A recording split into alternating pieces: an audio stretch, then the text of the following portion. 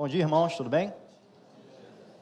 Bom, lembrando que o nosso pastor Flávio, né, ele continua de férias, então vamos continuar orando aí pela vida dele, para que ele possa ter um período bom de descanso aí, mas em breve a gente vai ter a alegria de tê-lo junto conosco novamente. Hoje a gente vai dar sequência ao estudo que a gente vem fazendo, as pregações em Tessalonicenses, e a gente vai iniciar hoje a segunda carta aos Tessalonicenses, aí para trazer uma breve recapitulação do que a gente tem conversado até agora, né, e pensar um pouquinho por que a gente chama de guia de sobrevivência, né? Para a gente que está num contexto aqui de Macaé, é fácil falar de offshore, né? Quem trabalha embarcado sabe que tem que fazer vários treinamentos, várias preparações, para o momento em que se vir enfrentando ali uma situação de risco de vida. No momento que você está vivendo uma situação de risco, não dá tempo de você procurar o manual, de você descobrir o que cada equipamento de segurança faz. É por isso que antecipadamente se fazem treinamentos, né, se fazem simulados, tem uma pessoa ali que conhece cada equipamento, que vai dizer o que cada um faz, para que a pessoa possa, no momento em que se encontrar naquela situação, já estar mais preparado. Então, o que isso tem a ver com Tessalonicenses? O que isso tem a ver com o Evangelho? Quando a gente vê o contexto da igreja de Tessalonicenses ali, e a gente vê essa história contada ali em Atos 17, como é que foi a plantação daquela igreja, como aquela igreja nasceu, a gente vê que o apóstolo Paulo e o seu companheiro Silas estavam ali, pregaram por alguns dias na sinagoga e através da pregação deles, alguns judeus e alguns gregos se converteram, creram na palavra, creram no evangelho, na boa nova do Senhor Jesus.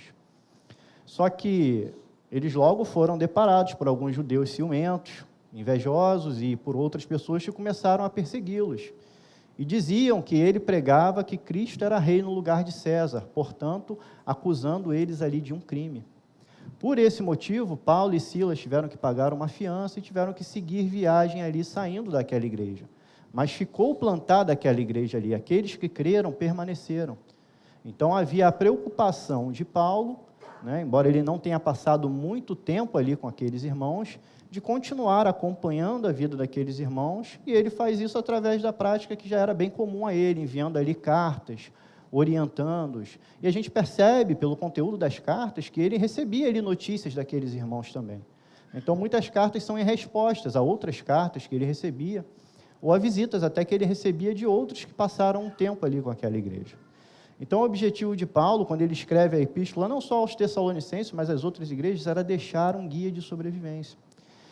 E quando a gente pensa no contexto dos Tessalonicenses, eles viviam uma situação difícil, porque eles se viam num contexto ali, numa sociedade onde eles estavam cercados, por um lado, pelo judaísmo tradicional, aquele não aceitava Jesus como Messias, que ainda esperava um Messias que viria como um rei terreno ali para estabelecer um reino terreno, por acaso, né, esperando ali o que eles acusaram Paulo e Silas de fazer, e não entendiam a figura de Jesus como um rei eterno, que veio para trazer um reino muito maior do que o simples reino temporário.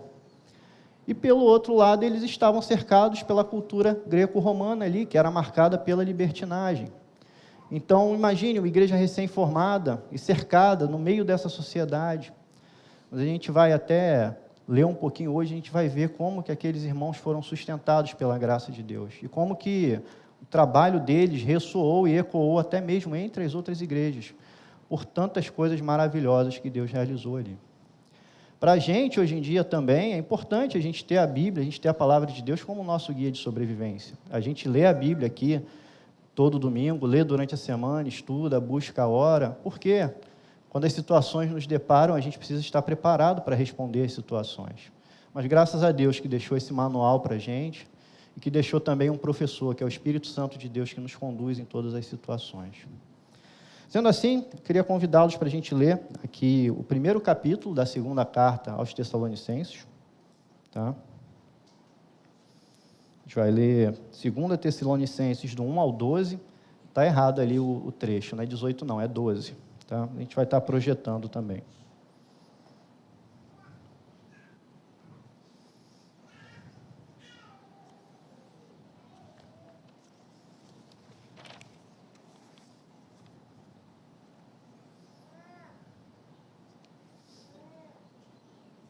Amém?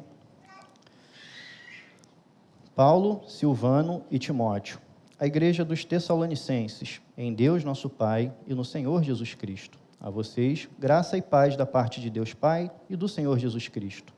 Irmãos, devemos sempre dar graças a Deus por vocês, e isso é justo, porque a fé que vocês têm cresce cada vez mais, e muito aumenta o amor de todos vocês uns pelos outros.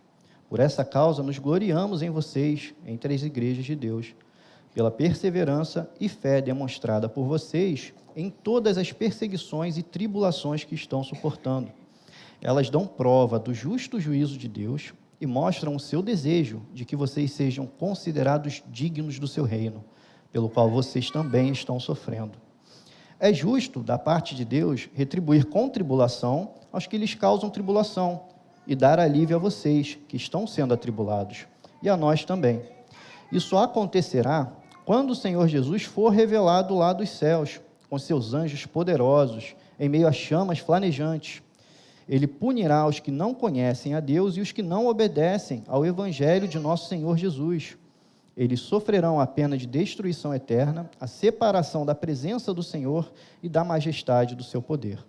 Isso acontecerá no dia em que ele vier para ser glorificado em seus santos e admirado em todos os que creram, inclusive vocês que creram em nosso testemunho. Conscientes disso, oramos constantemente por vocês, para que o nosso Deus os faça dignos da vocação e com poder cumpra todo o bom propósito e toda a obra que procede da fé. Assim, o nome do nosso Senhor Jesus será glorificado em vocês e vocês nele, segundo a graça de nosso Deus e do Senhor Jesus Cristo. Vamos orar, irmãos? Senhor, nós te agradecemos já pelos louvores que pudemos cantar essa manhã, pela tua presença entre nós. Pedimos, Pai, que no decorrer expositivo da tua palavra, que o Senhor possa estar nos revelando, Pai, a tua vontade, que possamos estar crescendo, Pai, através do conhecimento da tua palavra. Assim oramos em nome de Jesus. Amém.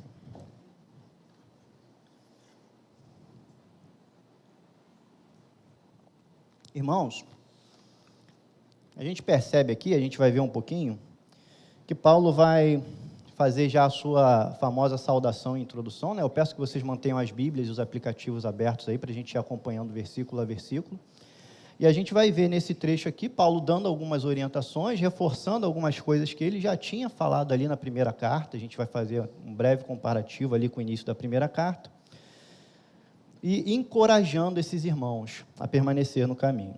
Ele já começa com a sua saudação, e aqui é normal, né, aquele formato de carta, ele identifica o remetente, no caso aqui é ele, Silvano, que é o próprio Silas, que esteve com ele ali no momento da pregação em Tessalônica, e Timóteo. Isso não significa que eles foram coautores da carta com ele, mas Paulo está informando aqui aos irmãos que eles permaneciam junto com ele. Ele vai endereçar a igreja dos Tessalonicenses, em Deus nosso Pai e no Senhor Jesus Cristo, a vocês, graça e paz da parte de Deus e do Senhor Jesus Cristo. Essa saudação é muito comum para Paulo ali nas epístolas que eles escrevem, e até hoje em dia, né, muitos crentes ainda se saúdam com graça e paz. Mas quando a gente pensa nesse contexto que os Tessalonicenses viviam, e a gente pensa nessa saudação, graça e paz, o que Paulo está desejando àquela igreja, quando ele diz graça e paz, ele está lembrando, está trazendo à memória aquilo que o Senhor Jesus ensinou. E a gente vê, inclusive, lá no Evangelho de João, né? Em João 14, 27, Jesus vai falar: deixo-lhes a minha paz lhes dou. Eu não a dou como o mundo a dá. Não se perturbem os seus corações, nem tenham medo. O que Paulo está dizendo é que essa paz que ele deseja para os irmãos, e a gente sabe que esses irmãos estavam num contexto ali, que se a gente pensar na nossa forma humana, né, que paz que aqueles irmãos tinham, em vários pontos aqui ele vai reforçar que eles estavam sendo perseguidos e atribulados. Que tipo de paz poderia ser essa? É a mesma paz que o nosso Senhor Jesus nos prometeu lá no Evangelho de João. Uma paz que não depende de circunstâncias exteriores, mas uma paz que está em nossa alma, porque nós sabemos que Deus é conosco, independente do que pode vir a acontecer conosco aqui. E os Tessalonicenses, eles precisavam dessa paz, eles precisavam descansar nessa paz que vinha da graça, do confiar que eles já tinham sido alcançados pelo Evangelho de Jesus Cristo, mesmo sem merecer. A graça é o favor imerecido. Então, a graça de Deus, saber que a gente foi alcançado sem merecer, e que Deus vai nos manter na presença dele, é o que nos traz paz, é o que nos traz descanso. Quando Paulo faz essa saudação, graça e paz, ele está trazendo tudo isso à memória. E ele vai dar seguimento, né, dizendo e citando aqui, iniciando a carta após a introdução, falando sobre a gratidão que ele tinha pela igreja de Tessalônica. Ele vai demonstrar uma grande gratidão que ele tinha ali nos versículos 3 e 5, por alguns comportamentos, por alguns atributos que a igreja de Tessalônica vinha demonstrando, que vinha sendo evidente na vida deles. Vamos lá, versículo 3. Irmãos, devemos sempre dar graças a Deus por vocês. Aqui ele faz o primeiro menção de graça dele, e ele vai falar de uma graça que é dada a Deus, ele vai falar de uma graça vertical, de cima para baixo, reconhecendo que tudo aquilo que ele vai citar ali, que está acontecendo na igreja de Tessalônica, é uma obra de Deus, é aquilo que Deus tem feito na igreja. E ele vai usar a expressão devemos, a gente deve dar graças a Deus pelo que a gente tem visto na igreja. E isso é justo, por quê? Ele vai seguir explicando. Isso é justo, porque a fé que vocês têm cresce cada vez mais. Primeiro ponto que ele vai citar aqui quando ele fala à igreja de Tessalônica. A fé que vocês têm cresce cada vez mais. Por que a fé dos tessalonicenses ela crescia? Quando a gente fala de fé, a gente não está falando de uma fé, aquela fé, eu tenho muita fé que o meu time vai ser campeão esse ano, eu tenho muita fé que ano que vem vai ser um ano muito bom. Não, a gente está falando de uma fé em Deus, no crer na palavra do Senhor Jesus, aquela fé que é plantada do alto em nossos corações, que também vem como dom de Deus, é uma dádiva de Deus. Mas essa fé, ela precisa ser exercitada. A gente exercita a nossa fé e muitas vezes a gente vai exercitar e a gente vai trabalhar a nossa fé no momento das dificuldades, no momento das provações, das tribulações. Esse é o momento em que a gente vai estar totalmente dependente de Deus e esse é o momento em que a nossa fé ela vai ser fortalecida. As circunstâncias que se apresentam na vida do cristão, elas se apresentam como ferramenta de Deus para fortalecimento dele. E mais, para que a partir daquela experiência, ele possa conseguir suportar também outros que passarão por situações similares no futuro.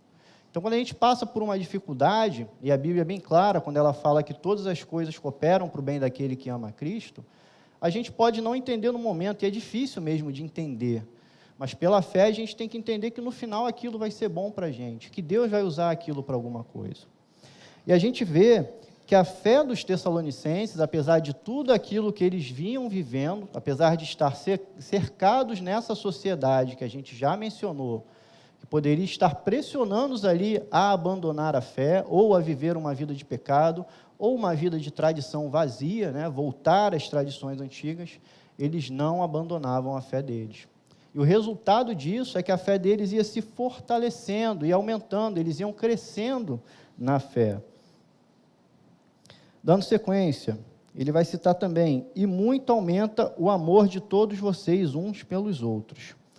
Quero fazer uma breve leitura de uma frase de Cristo também, lá no Evangelho de João, capítulo 13, 34 e 35. Ele vai dizer assim: um novo mandamento eu lhes dou, amem-se uns aos outros.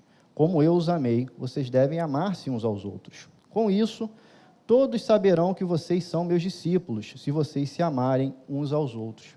A gente percebe, então, que a igreja de Tessalônica ela estava cumprindo um mandamento. Aqui não é uma sugestão, Jesus não falou, olha, eu te dou um conselho, vai ser melhor se vocês amarem uns aos outros. Não, era um mandamento, um novo mandamento eu lhes dou, amem uns aos outros. E amar como? Como eu os amei. Amar como Jesus amou, traz em si uma carga de serviço, de sacrifício. A gente sabe que a gente ama alguém quando a gente dedica o nosso tempo, quando a gente dedica a nossa vida àquela pessoa. Cristo nos amou a ponto de dar a sua própria vida por nós, de viver a vida dele por nós e de dar a vida por nós. Então esse é o amor com o qual nós temos que amar o nosso irmão. E é fácil a gente pensar numa situação hipotética, se eu tiver que me entregar à morte pelo meu irmão, então eu vou me entregar. Mas não é só isso, não é só morrer pelo meu irmão se eu precisar, é viver por ele. E aí a gente entra com serviço, se colocar à disposição, aconselhar, acompanhar, ajudar, estar presente na vida dos nossos irmãos. Com certeza, aquela situação difícil que a igreja de Tessalônica vivia, se uns não estivessem suportando os outros lá, como é que eles iam conseguir caminhar sozinhos? Se não tivesse um vivendo pelo outro, um servindo o outro, um acompanhando, aconselhando, seria impossível. E exatamente, como a gente falou da fé, né? A situação difícil, a situação extrema, trazia uma dependência de Deus, e eles também acabavam confiando e dependendo uns dos outros. Porque é da vontade de Deus nos usar para cuidar da vida do nosso irmão. Veja bem, Deus ele poderia fazer qualquer coisa, Ele poderia resolver os nossos problemas assim, mas Ele se alegra de nos ver servindo uns aos outros, cuidando uns dos outros. Quem tem filho sabe, né? Quem tem mais de um filho, a gente fica muito feliz quando a gente vê os nossos filhos cooperando, né? Ajudando um ao outro ali, vivendo uma boa relação. Isso alegra o nosso coração enquanto pais. E eu penso que Deus também se alegra em ver a gente demonstrando pelos nossos irmãos aquele mesmo amor o qual Ele demonstrou, aquele mesmo exemplo. E Paulo vai citar que o amor dos Tessalonicenses, ele aumentava a cada dia. Não é uma coisa estática, mas era uma coisa que vinha sendo desenvolvida. Assim como a fé deles vinha se fortalecendo, o amor deles uns pelos outros crescia. Que o nosso amor também possa crescer e que possamos nos dedicar uns aos outros em serviço e em amor, porque essa é a vontade de Deus. E tem um texto, no versículo 35 aqui, do que Jesus fala, é até interessante. Ele diz assim: por isso vocês serão conhecidos, pela forma como vocês amam uns aos outros. Então, a vontade de Deus, quando Ele pensava na sua igreja, né, nisso todos saberão que vocês são meus discípulos, se vocês se amarem uns aos outros. Qual é a marca de um verdadeiro discípulo? Não é usar uma roupa formal, não é demonstrar um certo comportamento, é o amor uns pelos outros. Quer saber se uma pessoa é verdadeiramente discípulo de Jesus? Como que ela lida com o seu próximo? Ela demonstra amor? Essa é a verdadeira marca de um discípulo. Voltando lá a Tessalônica, Paulo glorifica a Deus por ter visto essa operação na vida da igreja. E seguindo para o verso 4, Paulo vai dar continuidade a essa mensagem de encorajamento. Ele segue na sequência: por esta causa, nos gloriamos em vocês entre as igrejas de Deus, pela perseverança e fé que mostram em todas as perseguições e tribulações que vocês estão suportando. A gente falou primeiro ali de uma graça vertical, né? Ele dava graças a Deus por estar realizando essa obra no meio da igreja, e agora ele demonstra ali uma graça horizontal. Paulo vai mostrar que ele se gloria até mesmo entre as outras igrejas, por aquilo que estava sendo realizado na igreja de Tessalônica. Então, Paulo demonstrava essa gratidão também junto aos outros. O testemunho dos tessalonicenses, ele era usado como exemplo para as outras igrejas. Isso não é para o engrandecimento daqueles irmãos, porque eles eram tão limitados quanto nós, mas era pelo que Deus vinha fazendo neles. E mostra aquela capacidade de Paulo também de ser grato e de levar aos outros a gratidão pelo que a gente vê.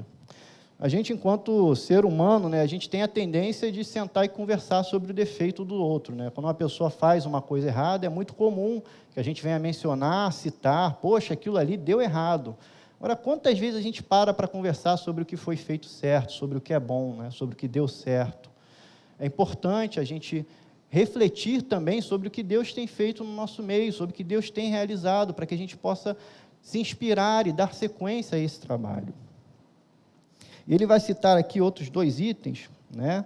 Ele menciona novamente a fé, pela perseverança e fé que mostram em todas as perseguições e tribulações, e ele vai citar também a perseverança dos tessalonicenses, né? O que é perseverança? É permanecer. Eles estavam numa situação de pressão, era perseguição e era tribulação, mas eles permaneciam firmes no Evangelho, eles não se moviam. Isso é perseverança. E em que se baseia essa perseverança dos tessalonicenses? Por que eles perseveravam? Porque eles tinham esperança, e a esperança deles estava firmada em Cristo. Tá? Para a gente ver isso direitinho, eu quero convidar vocês a voltar bem rapidinho lá na 1 Tessalonicenses, no versículo 3 do 1º capítulo, para a gente ver aqui na primeira carta, aqui, logo no início, o que Paulo dizia a esses irmãos. Lembramos continuamente diante de nosso Deus e Pai o que vocês têm demonstrado, o trabalho que resulta da fé, o esforço motivado pelo amor e a perseverança proveniente da esperança em nosso Senhor Jesus Cristo. Então, esses atributos que Paulo está mencionando aqui em 2 Tessalonicenses, ele está dando sequência à primeira carta. Aquilo que ele já tinha atestado na igreja na primeira carta, na segunda ele vai dizer, olha, vocês continuam crescendo nesses itens, vocês continuam crescendo nesses atributos, e isso é muito bom.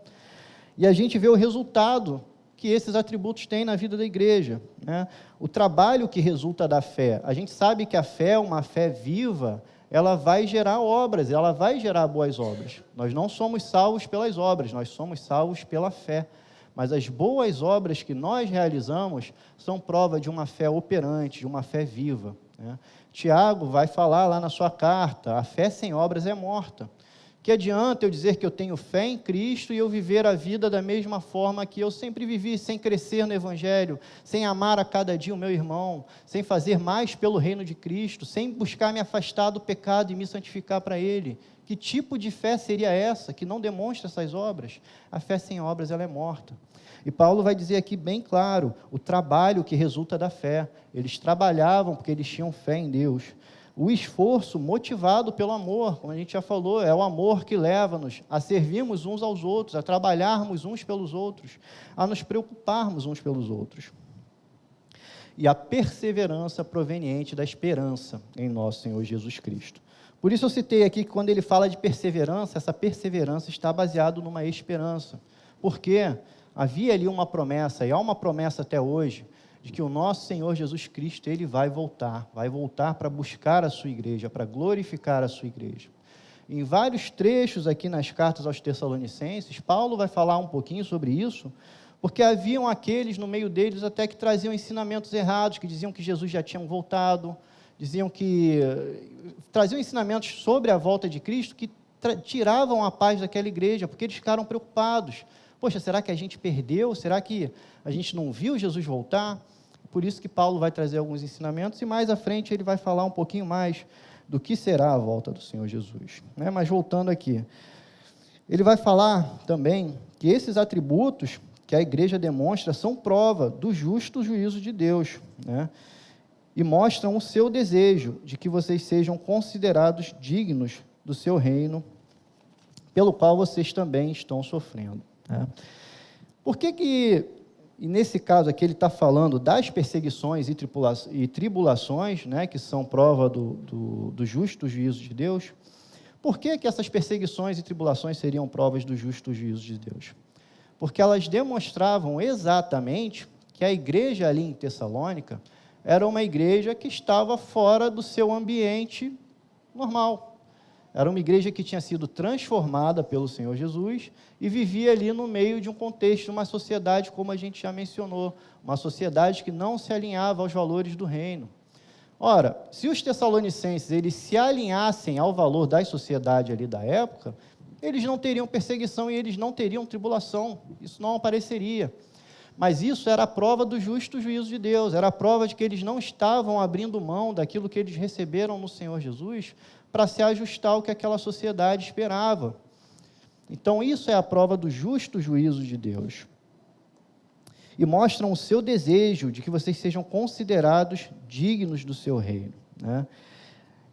Eles tinham desejo de ser considerados dignos daquele reino que foi apresentado a eles. Já que temos imputado em nós a justiça de Cristo, né, nós sabemos que nós não somos dignos daquilo que nós recebemos em Cristo, nós em si não somos, mas nós tivemos imputado sobre nós a justiça do nosso Senhor Jesus Cristo. E a partir disso, a partir de receber a justiça do nosso Senhor Jesus Cristo, é a nossa vontade, passa a ser o nosso desejo. Jesus muda também o nosso desejo, muda também a forma que a gente enxerga o mundo, e passa a ser o nosso desejo que a gente venha viver de forma a ser considerado digno por esse presente tão grande que a gente recebeu. Da mesma forma, as tribulações e as perseguições que aquela igreja vinha vivendo, e os frutos e os resultados que ela mostrava, mesmo em meio àquelas perseguições, vai mostrar o desejo deles de serem considerados dignos de reino de Cristo. Eles não estavam preocupados em ser considerados dignos daquela sociedade ou pelo que aquela sociedade esperava deles, mas a preocupação deles era que eles fossem considerados dignos do reino de Cristo. Nós descansamos na graça de Deus, sabendo que Ele nos fará dignos, Ele nos preparará para quando esse reino ele finalmente se manifestar entre nós. E quando Paulo afirma, pelo qual vocês estão sofrendo, ele não está falando aqui de um sofrimento como se fosse um sofrimento assim, você quer ir para o céu, então você precisa sofrer, né? Igual alguns fazem ali, de tentar até às vezes se machucar, se ferir fisicamente para se remir dos seus pecados, porque acham que eles de alguma forma vão compensar o seu pecado fazendo isso. Não, não é isso que Paulo está dizendo. Quando Paulo fala do que a gente sofre pelo reino de Cristo, e a gente sofre, por quê? Porque a gente anseia ver esse reino. Nós vivemos aqui na terra, mas nós já somos cidadãos do céu. Então, é claro, não é dizer que o mundo aqui é de todo ruim, não, tem muitas coisas boas aqui que Deus criou e que nós desfrutamos, mas os nossos valores não estão alinhados aos valores do mundo, porque o pecado domina sobre o mundo. E a gente sabe que um dia Cristo vai vir para estabelecer o seu reino, então a gente anseia por esse reino, a gente sofre porque a gente deseja ver esse reino estabelecido. E mais do que isso, a gente trabalha já para fazer esse reino real aqui, porque esse é o nosso papel, nós somos embaixadores desse reino. Então, quando a gente prega, quando a gente proclama o Evangelho, quando a gente ama o nosso irmão, a gente está fazendo a nossa parte, sendo usado por Cristo, ali para trazer um pouquinho da redenção, do descanso, do alívio dele a esse mundo tão sofrido. E a gente vê que é por isso que a gente sofre. A gente sofre porque os nossos valores não estão alinhados a esse mundo. Ali naquele contexto, os tessalonicenses viviam muita perseguição e tribulação, né? Paulo vai citar essas duas situações que eles viviam. E quando a gente fala de perseguição, a gente está falando verdadeiramente de perseguição física. Aquelas pessoas corriam o risco de ter as suas propriedades confiscadas, de serem presos, de serem mortos pelos evangelhos, né? Isso é uma coisa que, graças a Deus, a gente, na igreja brasileira, é um contexto que a gente não vive. A gente não sofre muita perseguição. A gente pode sofrer alguma perseguição? Pode, mas nada aproximado do que aqueles irmãos viviam. Mas a gente também não pode se esquecer que ainda hoje, muitas igrejas no mundo vivem essa perseguição. Muitas igrejas, muitos irmãos nossos, nesse momento, vivem esse contexto. Em países muçulmanos, em países como a Coreia do Norte, onde as pessoas podem ser presas e mortas simplesmente por carregar uma Bíblia ou por falar a verdade do Evangelho. E é o nosso papel também orar por esses irmãos e suportá-los na medida do possível, como a gente puder, para que o Evangelho de Deus ele possa ser proclamado nesses locais. Mas ele vai falar também da tribulação. E tribulação tem um sentido de pressão, de se sentir pressionado, atribulado. E a gente sofre tribulação, porque como eu já tenho dito, a gente vive num contexto que não se alinha aos nossos valores. Então, pelo que a gente sofre tribulação? A gente sofre tribulação por conta do pecado. Primeiro, por conta do nosso pecado, que nós já fomos libertos do pecado, mas a natureza pecaminosa de Adão ainda vive em nós, nós precisamos lutar contra ela a cada dia. É por isso que nós ansiamos pelo reino de Deus, porque então essa natureza pecaminosa ela vai ser eliminada. E a gente sofre pelo pecado que reina no mundo. A gente vê tantas coisas difíceis que acontecem no nosso dia a dia, na nossa sociedade, quanto disso é fruto do pecado. Isso é tribulação, isso é tristeza. A gente viu essa semana um tiroteio numa das principais avenidas do Rio de Janeiro, pessoas inocentes ali sendo mortas. Isso é fruto do pecado no coração do homem. Então o pecado gera essas tribulações, gera essas dificuldades. Mas ele vai dar sequência. E aqui, a partir do versículo 6, né, ele vai começar a falar da manifestação do juízo de Deus. Versículo 6, é justo da parte de Deus retribuir com tribulação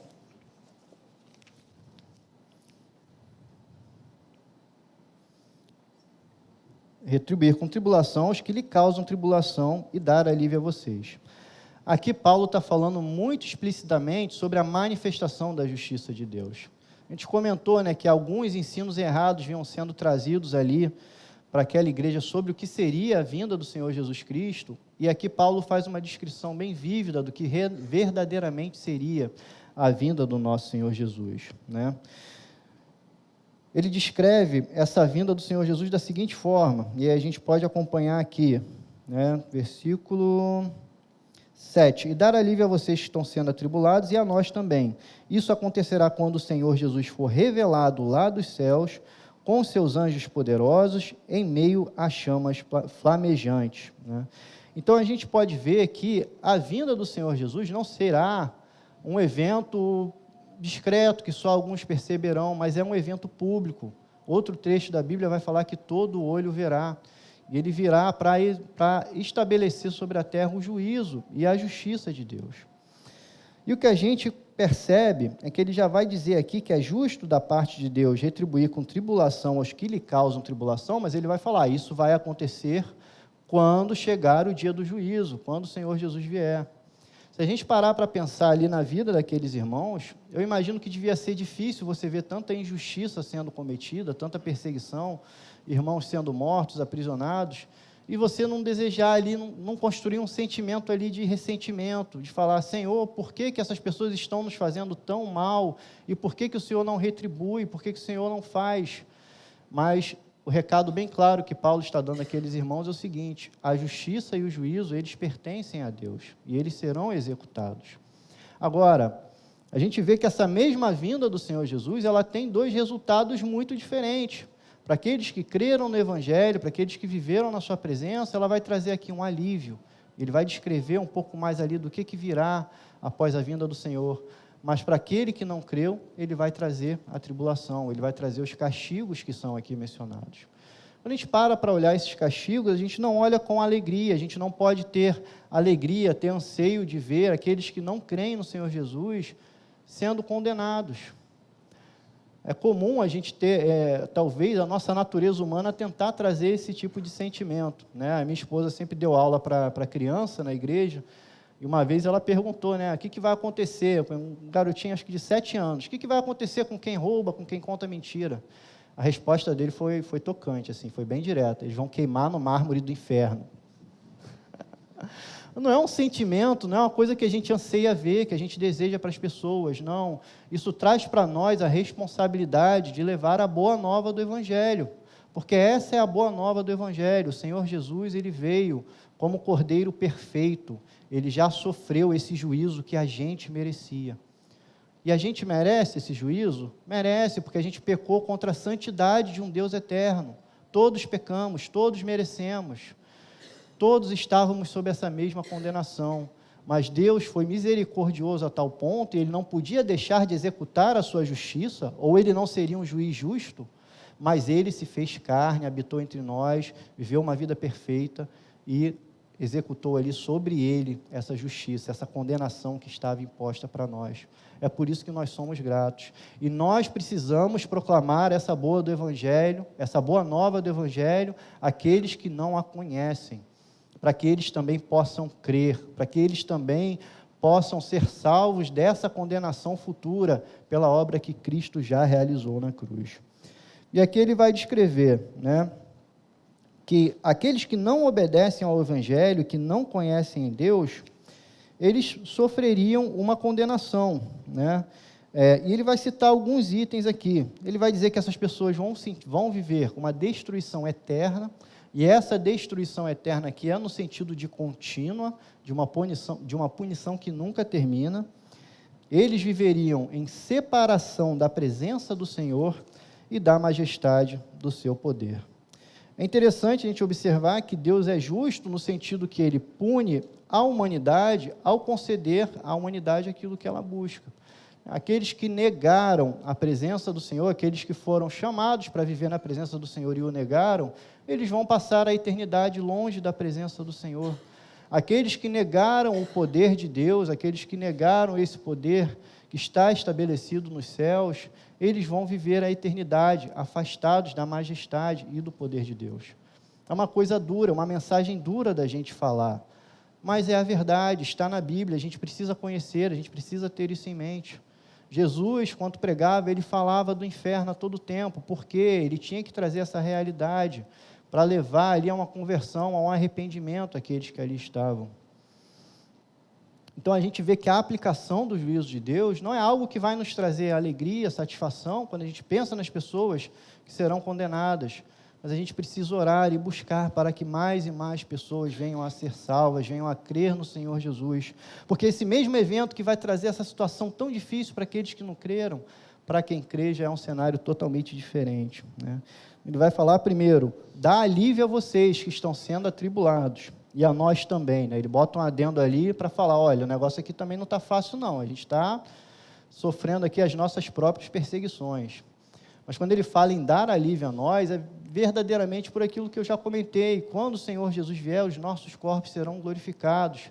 Nós nos veremos livres do pecado. E como livres do pecado, nós poderemos viver numa sociedade perfeita. Livres do nosso pecado, que tanto nos incomoda, que a gente luta contra ele a cada dia, nós seremos transformados para a glória de Deus.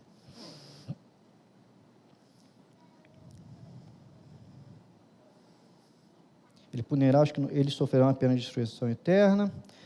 Isso acontecerá, versículo 10. Isso acontecerá no dia em que ele vier, para ser glorificado em seus santos. Mais uma vez ele está dizendo, isso vai acontecer no dia em que o Senhor vier, e ele virá para quê?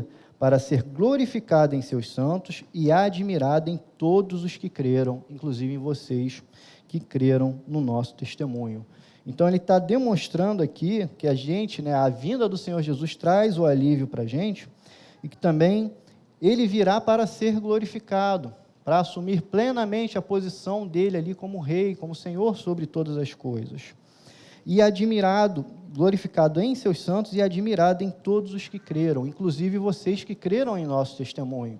Então, Paulo está fazendo um trabalho ali de incluir a igreja de Tessalônica. Olha, vocês não estão esquecidos. Vocês estão incluídos nessa bênção futura. Descansem e aguardem pela vinda do Senhor, para que eles não viessem a perder aquela esperança, que era o que os sustentava e os que os guiava durante esse momento tão difícil que eles viviam. Já passando para a parte final aqui, que são as considerações finais dele, ele vai trazer o resultado disso, e vai falar um pouco sobre a vocação daqueles crentes. Versículo 11.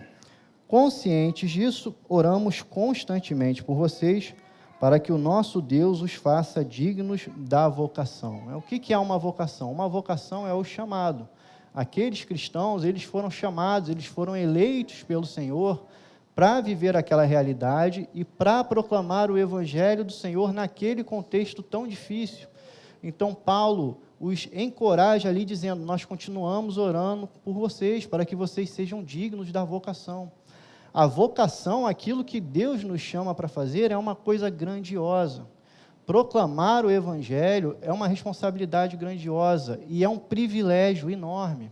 E nenhum de nós estaria pronto para fazer isso, para servir ao nosso Deus, mas a gente ora para que o Senhor nos faça dignos, porque é Ele que nos chamou e é Ele que nos qualifica, é Ele que nos prepara para fazer a obra dEle.